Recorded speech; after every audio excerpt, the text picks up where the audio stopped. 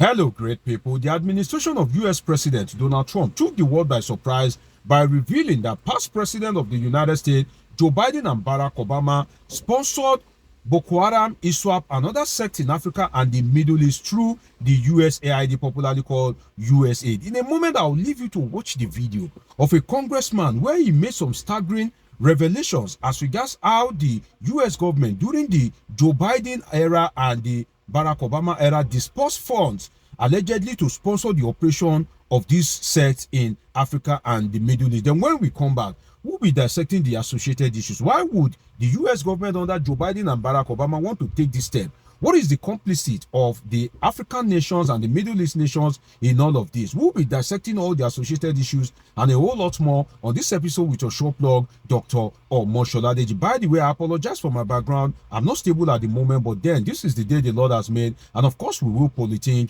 and be glad in it. Let's watch the video of the congressman. Then we'll come back for some great discussion. Let's watch it. Who gets some of that money? Does that name ring a bell to anybody in the room? Because your money, $697 million annually, plus the shipments of cash funds madrasas, ISIS, Al-Qaeda, Boko Haram, ISIS Khorasan, terrorist training camps. That's what it's funding. If you think that the program under Operation Enduring Sentinel entitled Women's Scholarship Endowment, which receives $60 million annually, or the Young Women Lead, which gets about $5 million annually, is going to women who, by the way, if you read the Inspector General's report, is telling you that the Taliban does not allow women to speak in public. Yet somehow you're believing, and American people are supposed to believe, that this money is going for the betterment of the women in Afghanistan. It is not. You are funding terrorism, and it's coming through USAID. And it's not just Afghanistan, because Pakistan's right next door. USAID spent $840 million in the last 20 years on Pakistan's education-related program. It includes $136 million to build 120 schools, of which there is zero evidence that any of them were built. Why would there be any evidence? The Inspector General can't get in to see them. But you know what? We doubled down and spent $20 million from USAID to create educational television programs for children unable to attend the physical school. Yeah, they can't attend it because it doesn't exist. You paid for it. Somebody else got the money. You are paying for terrorism. This has got to end. I yield, Mr. Chairman. There you have it. You just watched the revelation of the congressman. Now, this is not a revelation in the secret. This is a revelation in the open before pressmen. And you can see how he's rolling out the figures.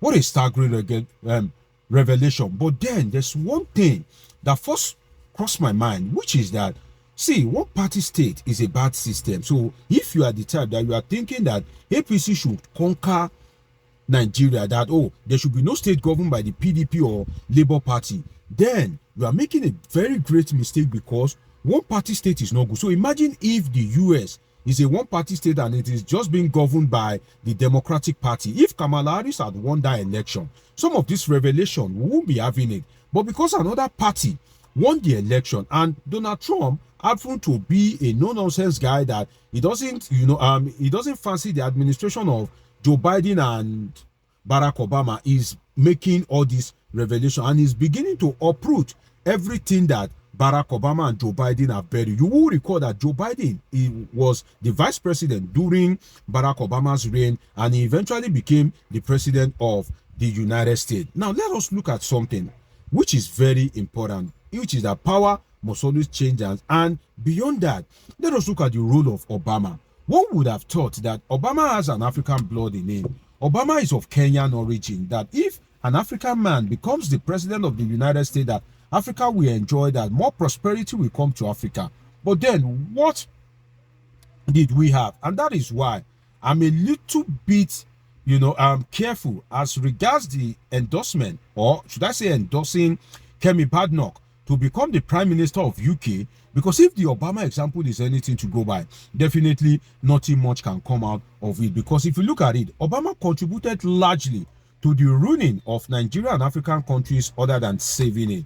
I've told you the story before of how the Jonathan administration got affected because it refused to assent to same-sex marriage in Nigeria, and the Jonathan presidency eventually got punished for it. But then the Buhari presidency that came, Buhari being somebody from the far north and a Muslim, wouldn't have assented to that, and that also didn't see the light of the day. But Obama made a good push. So if Obama could be pushing for same-sex marriage in Africa, despite the fact that it's expected that Obama will have the African values in him, then should it come as a surprise if the administration of Joe Biden is now saying that, oh, the administration of Obama is complicit in sponsoring terrorist group in Nigeria, Africa, and in the Middle East? Should it come by surprise? I don't think it should come as a surprise. But then we want to look at it that if you are now sponsoring this group, these countries are largely countries that are governed by Christian leaders. So why would you want to sponsor an Islamic group to destabilize Nigeria and all these countries? I'll give you the answer. It's not about religion. It is about the mineral resources, the mineral endowment in those countries. Most of these countries that are into one war or the other, or that are fighting some internal battles that have refused to go away, if you check these countries well, these are countries that are rich in mineral and natural resources. And that brings us to what we call the resource cost. And you can Google it, the resource cost theory or the resource cost thesis, which is that there's a common phenomenon that countries that are rich in natural resources don't usually have peace. That natural resources, profitable natural resources that they have, usually bring about disaster, conflict, hardship and sorrow to them. And that is what seems to be happening in this case. So if you are thinking that what does some of these countries have to gain, it is about the resources of those countries. Nigeria has over 200 natural resources that most of these countries that they need for one production or the other. But one thing that we must not fail to answer is that, are there Islamist terrorists? That's one thing that we need to answer. Are there Islamist fundamentalists? Yes. Now, I think it would be good for us to split it into two. There are Islamist fundamentalists that really want an Islamic state, but then there are Western powers that wants the resources of those nations that those Islamist fundamentalists want to Islamize. So I've seen some comment on social media whereby some people from the far north are saying, oh, they should not be apologizing to people in that area, that it is all these government that are sponsoring them, that there's no Islamist fundamentalism, that it is just a fluke. No.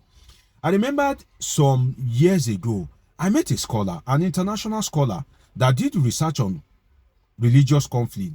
And that Islamic scholar, despite being a Muslim, told me during the meeting that one of the recommendations that he made in his PhD thesis was that Muslims need to be more tolerant, particularly Muslims from the far north. The guy did a comparative analysis of religious tolerance between Nigeria and Malaysia in the 1980s. He's an old scholar, and he made that revelation to me. So for me, I think, to my mind, that there are Islamist fundamentalists. But the thing is that the US government and also the government of these Western countries, they now want to cash in on the belief of those Islamist fundamentalists. It's like, okay, if you guys create crisis, that crisis will profit us. Okay, go on and create the crisis. That is what I see. But are there people that really want Islamic state, or are there people that are really Islamist terrorists? Yes, they are. So it is a situation whereby the goals align, in the sense that they want an Islamic state and these Western countries want the resources. But then let us look at something. Nigeria has enormous potential. So if Nigeria is controlling all the chain of production, then definitely there won't be a problem. So this is a wake-up call for Nigeria to realize its potential. US can only use its funds to sponsor some of these sects when they know that you yourself, you are always eager to receive those funds and those aids from the government of the United States. And this is a wake-up call for the Nigerian government to look beyond aids, in the sense that there's really no free money in the true sense of it.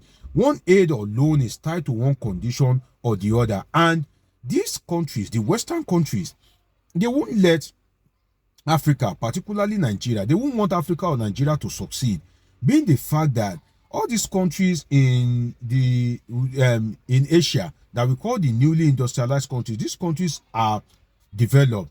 They have escaped that extreme parasitic chain, and these Western countries are now looking for the continent or the countries that they can prey on, and the continent that is only available now is Africa.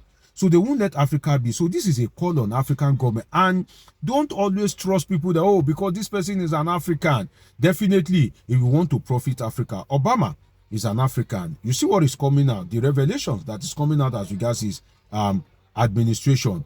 And the Joe Biden administration as well. Look at all the revelations that are coming out. So for me, I think this is a wake-up call for the Nigerian government and for President Bola Ahmed Tinubu to begin to think about how Nigeria can get its place right in the Committee of Nations and know that there's no free gift, and also to go all out and make sure that the territory and integrity of Nigeria is defended to the last. It's been an interesting time with you on this episode. Do want to subscribe, turn on your notification button, catch up with my past videos. See you in my next video. I love you all sincerely.